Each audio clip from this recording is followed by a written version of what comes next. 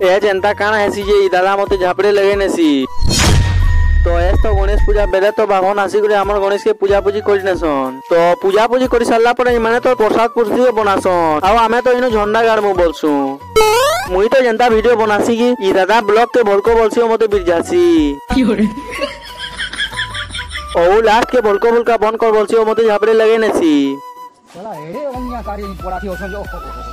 तो तुम्हें भावुथबो इ माने केनता हला जे इथरो कम डेकोरेशन करिचन बोली ये बड़ी अच्छी बात कही है। तो विश्वकर्मा पूजा के भल से कर्मा बोली इथरो गणेश पूजा के टिके कम डेकोरेशन करिचु। अच्छा इथरो तो कपड़ा दाई जुले को डेकोरेशन करनिचु तो झंडा झंडी के बानी बना सारला पर इमानकर प्रसाद भी रेडी हो जैतीसी जेंता मुई प्रसाद प्रस्तुति खेसासी की मोरमा दाक्षी ओ मते 500 टका दे नेसी ओ जा घिनी आन बुझा बोलसी ओ जेते जिंस ना देनेसी मुई पूरा गुम हो जासी